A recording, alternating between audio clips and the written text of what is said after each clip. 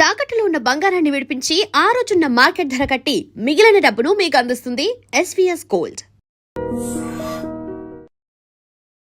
ధన్వంతరి నమః. Dear friends, నా పేరు professor doctor T Venugopalarao, Ojas ayurvedic centre, Chikkadpally, Hyderabad. Friends, diabetic పేషెంట్స్లో మనకి రకరకాల కాంప్లికేషన్స్ చూస్తుంటాం. ఆ డయాబెటీస్ దీర్ఘకాలంగా ఉంటే ఈ కాంప్లికేషన్స్ యొక్క తీవ్రత కానీ కాంప్లికేషన్స్ యొక్క సంఖ్య కానీ పెరుగుతూ ఉంటుంది. అలాంటి కాంప్లికేషన్స్లో ఒకటి ఇది డిమెన్షియా అంటారనమాట. డయాబెటిక్ డిమెన్షియా అంటే ఇది మెమొరీకి సంబంధించిన ఒక ఇష్యూ అనమాట. దీంట్లో ఏమవుతుందంటే కాగ్నిటివ్ స్కిల్స్ తగ్గుతాయి.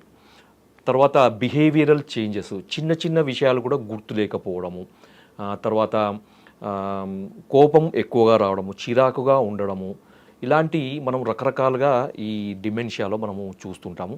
తర్వాత సోషలైజేషన్ అంటే వాళ్ళు ఒక 10 మందిలో కలవడానికి, వాళ్ళతో మాట్లాడడానికి ఇబ్బంది పడుతున్నారు. ఎందుకంటే పలానా వ్యక్తి కలిగినప్పుడు కొన్నిసార్లు వాళ్ళ మొహం గుర్తుండదు, లేదా వాళ్ళ పేరు కూడా గుర్తుండదు అనమాట. పేరు పెట్టి పిలవడానికి ఇబ్బంది పడి గుర్తురాక అది తప్పించుకోవడానికి వాళ్ళు ఈ సోషలైజేషన్ గ్యాదరింగ్లు కూడా వాళ్ళు అవాయిడ్ చేసే అవకాశం ఉంటుంది.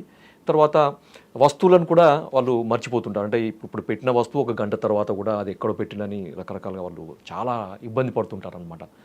ఇలా మనకి ఈ డిమెన్షియా ఇంకా చాలా లక్షణాలు ఉంటాయి. అది మనకు దాని గురించి ఎక్కువగా వివరణ ఇవ్వట్లేదు నేను ఇక్కడ. అయితే ఇది ఎందుకు వస్తుందని ఒక 2 లైన్లు మనం మాట్లాడుకుందాం. దాని తర్వాత దీని ట్రీట్మెంట్ ఏంటో అని మనం చూద్దాం.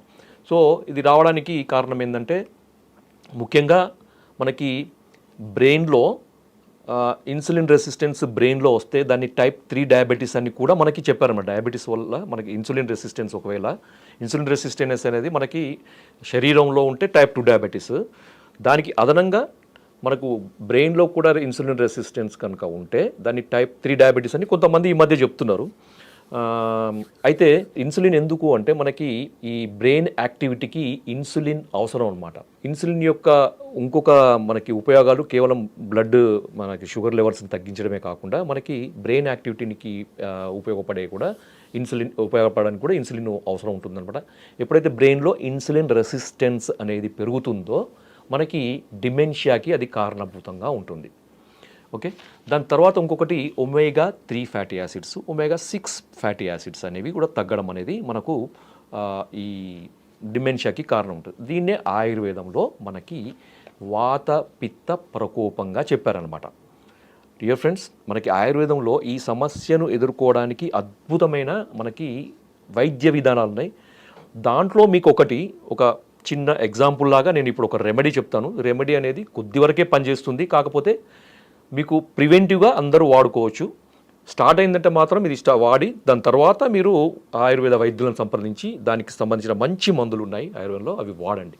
సో దీన్ని మనము ఘృత మరీచం అని అంటారనమాట. అంటే మీకు తెలవడానికి ఘీ పెప్పర్ అంటే ఏమని చెప్పారంటే ఆయుర్వేదంలో శుద్ధ గవ్యం ఘృతం తప్తం మరీచైర్వా కణాన్వితం రసాయనం సదాపేయం ఘృతపానం ప్రశస్యతే రూక్షక్షత విషార్తానం వాతపిత్త వికారినాం. ఈ 4వ లైన్ చెప్తున్నాను, అది చాలా ఇంపార్టెంట్ ఈ సందర్భంలో. హీన మేధ్య స్మృతీనాంచ ఘృతపానం ప్రశస్యతే అంటే ఎవరికైతే ఈ ఇంటెలిజెన్స్, కాగ్నిటివ్ స్కిల్స్ తగ్గుతాయో, మెమరీ పవర్ తగ్గుతుందో వాళ్ళకి, అంటే హీన మేధ్య స్మృతి అంటారనమాట, వీళ్ళకి తగ్గిన వాళ్ళకి ఘృతపానం ప్రశస్యతే, ఘృతపానము ఒక అద్భుతమైన పరిష్కారం అని చెప్పారనమాట. అది కూడా మనకి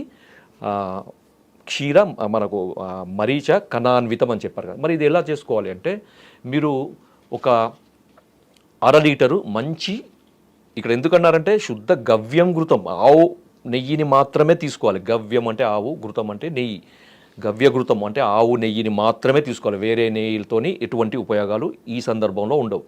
కాబట్టి మనకి డయాబెటిక్ డిమెన్షియాకు అవసరమైనది మనకి ఒరిజినల్ జెన్యూన్ ఆవు నెయ్యి ఒక 500 గ్రాములు తీసుకొని దాంట్లో మనకి శుద్ధమైన మిరియాలను, అవి ఎంత అంటే ఒక 100 గ్రాముల మిరియాలను దంచి మీరు గిన్నెలో వేసి, ఈ నెయ్యి గిన్నెలో వేసి దాంట్లో ఒక 100 గ్రాముల మిరియాలను దంచి దాంట్లో వేసి ఒక 15 నుంచి 20 నిమిషాలు సన్నటి మంట మీద మరిగించండి చాలు.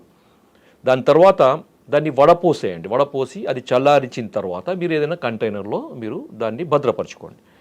ప్రతిరోజు కూడా ఒక వ్యక్తిగత అవసరాన్ని బట్టి లేదా ఒక వ్యక్తి యొక్క జీర్ణ శక్తిని బట్టి, ఆకలి శక్తిని బట్టి, మంచి ఆకలి ఉన్న వాళ్ళకి దీన్ని 3 స్పూన్లు ఒక అర గ్లాసు గోరువెచ్చని నీళ్ళు, అంటే తాగగలిగేంత వేడి ఉన్న నీళ్ళలో ఒక 3 స్పూన్ల ఇప్పుడు తయారు చేసిన ఈ పెప్పర్ ఘీని వేసి పరగడుపున ప్రతిరోజు తాగాలన్నమాట.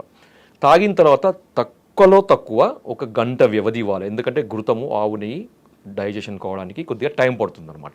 సో అంత టైం మనకి ఇవ్వాలన్నమాట.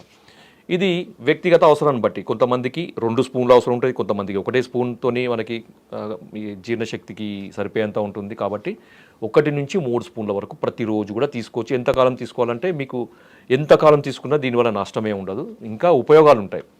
ఎందుకంటే మనకి ఆవు నెయ్యిలో ఆవు నెయ్యి అనేది భగవంతుడు మనకు ప్రసాదించిన ఒక అద్భుతమైన ఔషధం అన్నమాట. దాని యొక్క విలువ తెలియక మనకు ఇన్ని రోజులు మనకు ఆయిల్ అని, ఈ ఆయిల్ అని, తర్వాత కొలెస్ట్రాల్ నెయ్యి కొలెస్ట్రాల్ పెరుగుతుంది మన మీద ఒక తప్పుడు అభిప్రాయాన్ని మనకి క్రియేట్ చేసి మనకు ఈ ఘృతాన్ని, మనకి ఈ నెయ్యిని దూరం చేశారనమాట. ఇప్పుడు మళ్ళీ తెలుసుకొని మళ్ళీ ఘృతం, ఈ ఆవు నెయ్యి వాడండి అని చెప్తున్నారు. ఎందుకు అంటే దీని యొక్క మీద రీసెర్చ్ జరిగిన దాన్ని బట్టి వాళ్ళు చెప్తున్నారు. ఏమి అంటే ఈ నెయ్యిలో మనకి omega 6 fatty acids, omega 3 fatty acids ఉంటాయి. కాబట్టి ఇవి మెదడుకు, బ్రెయిన్ యొక్క యాక్టివిటీకి, బ్రెయిన్ యొక్క నరిష్మెంట్కి అవసరము. అదే ఇప్పుడు ఎక్కడైతే మనకు ఇంతకుముందు చెప్పాం కదా, omega 6 fatty acids, omega 3 fatty acids తగ్గడం వల్ల ఈ డిమెన్షియా వస్తుంది అని. ఫ్రెండ్స్, ఇంకొక అద్భుతమైన విషయం ఏంటంటే, చాలామందికి తెలియంది ఏంటంటే, మీకు ఒక అపోహ, ఒక తప్పుడు అభిప్రాయం ఏంటంటే, డయాబెటీస్ ఉన్నవాళ్ళు ఆవు నెయ్యి వాడొద్దు, ముఖ్యంగా నెయ్యి వాడొద్దు, దాంట్లో ముఖ్యంగా ఆవు నెయ్యి వాడొద్దు అనే ఒక తప్పుడు అభిప్రాయం చాలామందిలో ఉంది. నిరభ్యంతరంగా వాడుకోండి. ఎందుకంటే టైప్ 2 డయాబెటీస్ రావడానికి ఒక కారణం ఏంటంటే ఇన్సులిన్ యొక్క రెసిస్టెన్స్, ఇన్సులిన్ పని చేయకపోవడము. ఇన్సులిన్ సరిగా ఉత్పత్తి అవుతుంది కానీ అది కణాలకు చేరకుండా ఉంటుంది. ఎందుకంటే ఇన్సులిన్ ప్రభావం అనేది అక్కడ ఉండదన్నమాట. ఎందుకంటే రెసిస్టెన్స్ వస్తుంది. ఈ ఆవు నెయ్యి ఇన్సులిన్ రెసిస్టెన్స్ని తగ్గిస్తుంది అనేది చాలా రకాల పరిశోధనలు తేల్చి చెప్పినాయి అనమాట. ముఖ్యంగా బ్రెయిన్లో కూడా మనకి ఇన్సులిన్ రెసిస్టెన్స్ని తగ్గిస్తుంది. కాబట్టి ఇన్సులిన్ పనిచేస్తుంది, బ్లడ్ షుగర్ తగ్గుతుంది, మనకి మెదడు యొక్క కణాలకి రక్తం ద్వారా మనకి షుగరు అనేది మెదడు కణాలకు చేరి వాటి యొక్క పోషణ సరిగా ఉండి ఈ సమస్య అనేది బయటపడుతుంది. తర్వాత ఇంకొకటి, ఈ మధ్య గట్ బ్రెయిన్ యాక్సిస్ అని కూడా చెప్తున్నారు కదా. మనకి గట్కి తర్వాత బ్రెయిన్కి చాలా సంబంధం ఉంటుంది. ఎందుకంటే మనకి గట్ అనేది కూడా సెకండ్ బ్రెయిన్ అని చెప్పారు. ఎందుకు అంటే మనకు బ్రెయిన్లో అయితే న్యూరల్ నెట్వర్క్ ఎంతైతే మనకు ఉంటుందో అంతే న్యూరల్ నెట్వర్క్ అనేది మనకి కోలంలో, పొట్టలో ఉంటుందని మనకి చెప్పారు. ఇదే ఆయుర్వేదంలో మనకి ఎప్పుడో చెప్పారు. అపాన స్థానము, మనకి పంచవిధ వాతాలలో అపాన వాతం అనేది ఒకటి. దీనివల్ల మనకి ఈ అపాన స్థానంలో ఉండే అన్ని అవయవాలకి నర్వ్స్ సప్లై కండక్షన్ ఉంటుంది. దానివల్ల దీని అపాన స్థానం చెడిపోవడం వల్ల దాని యొక్క ప్రభావం మనకి మెదడు మీద ఉంటుందని, బ్రెయిన్ మీద ఉంటుంది, శిరస్సు మీద ఉంటుందని ఆయుర్వేదంలో కూడా ఎప్పుడో చెప్పారు. సో అది ఇంకా డీప్గా మనం వెళ్ళకుండా గట్ బ్రెయిన్ యాక్సిస్లో మనకి దానికి సందర్భంలో మనకి కోలన్ చెడినప్పుడు, అంటే గట్ చెడినప్పుడు దాని ప్రభావం మెదడు మీద కూడా పడుతుంది. కాబట్టి ఘృతపానం తీసేయడం వల్ల, అంటే ఈ ఆవు నెయ్యి తీసుకోవడం వల్ల ఏమవుతుందంటే, ఈ ఆవు నెయ్యిలో అంటే నేను సైంటిఫిక్గా చెప్తున్నాను, ఈ బ్యూటరిక్ యాసిడ్ అనేది ఉంటుందన్నమాట. ఈ బ్యూటరిక్ యాసిడ్ ఏం చేస్తుంది, అది మిగతా ఫుడ్ సోర్సెస్లో దేంట్లో కూడా ఇంత మోతాదులో ఉండదు. ఒక్క ఆవు నెయ్యిలో అన్నిటికంటే ఎక్కువ పరిమాణంలో మనకి ఈ బ్యూటరిక్ యాసిడ్ ఉంటుందన్నమాట. ఈ బ్యూటరిక్ యాసిడ్ ఏం చేస్తుందంటే ఈ గట్ యొక్క లైనింగ్ని, పొరని అది సూదనింగ్ చేస్తుంది, కాపాడుతుంది అనమాట. తద్వారా ఏంటంటే మనకి గట్ హెల్త్ అనేది అద్భుతమైన పనితీరుగా మెరుగవుతుందన్నమాట. తద్వారా ఏంటంటే మనకి జీర్ణశక్తి అనేది సక్రమంగా జరిగి మనం తీసుకునే ఫుడ్ ద్వారా వచ్చే ఈ పోషకాలన్నీ కూడా మనకి బ్రెయిన్కి అందుతాయి. సార్, మరి ఇంత చెప్పారు కదా, మరి ఇది సమస్య తీవ్రత ఎక్కువగా ఉన్నప్పుడు, డిమెన్షియా అనేది చాలా తీవ్రతగా ఉన్నప్పుడు ఏంటంటే వాళ్ళు సొంత పేరు కూడా మర్చిపోయే పరిస్థితి ఉంటుంది, సొంత పనులు చేసుకోవడానికి కూడా ఇబ్బంది ఉంటుంది. వాళ్ళకి ఒక అసిస్టెంట్ ఎవరైనా తప్పనిసరిగా వాళ్ళు ఎంబడి ఉండాల్సిన పరిస్థితి ఉంది. సో అలాంటి వాళ్ళకి మరి ఆయుర్వేద మందులు, ఇంకా మెరుగైన ఆయుర్వేద వైద్యం కానీ ఉన్నాయంటే ఉన్నాయి, తప్పకుండా ఉన్నాయి. దాంట్లో మనకి కొన్ని మూలికల్లో మనకి స్మృతి మిత్ర వటి, ఫ్రెండ్స్ గుర్తుపెట్టుకోండి లేదా రాసుకోండి. పెద్దవాళ్ళు ముఖ్యంగా 70 సంవత్సరాలు దాటిన వాళ్ళలో మనకి ఈ సమస్య ఎక్కువగా బాధిస్తుంది. చూసే వాళ్ళకు కూడా ఇబ్బంది అనిపిస్తుంది. బాధపడే వాళ్ళకే కాదు, అనుభవించే వాళ్ళకి కాదు, చూసే వాళ్ళకు కూడా. తర్వాత వాళ్ళకి సేవ చేయాల్సిన భార్యలు కానీ పిల్లలు కానీ వాళ్ళందరికీ కూడా ఒక రకమైన ఇబ్బంది అనమాట. వాళ్ళకు కూడా ఎంతోమంది అంటే వాళ్ళ జీవితంలో ఎన్నో కష్టాలు పడి ఎన్నో పిల్లలకు పెళ్ళిళ్ళు చేసి బరువు బాధ్యతలు అయిపోయిన తర్వాత ఒక ప్రశాంతమైన జీవితం గడుపుదాం అనుకునే సమయంలో ఇలాంటి సమస్య వచ్చినప్పుడు చాలా ఇబ్బందికరంగా ఉంటుంది, చాలా ఎంబరాజింగ్గా ఉంటుంది చూసే వాళ్ళకైనా కానీ సేవ చేసే వాళ్ళకి కానీ. సో అలాంటి పరిస్థితిలో ఉన్న వాళ్ళకి ఈ స్మృతి మిత్ర వటి, మళ్ళీ చెప్తున్నాను, స్మృతి మిత్ర వటి. స్మృతి అంటే మనకి మెమొరీ పవర్, లేకపోతే కాగ్నిషన్ స్కిల్, తర్వాత మనకి ఇంటెలిజెన్స్, వీటన్నిటినీ కూడా స్మృతి కింద తీసుకున్నారనమాట.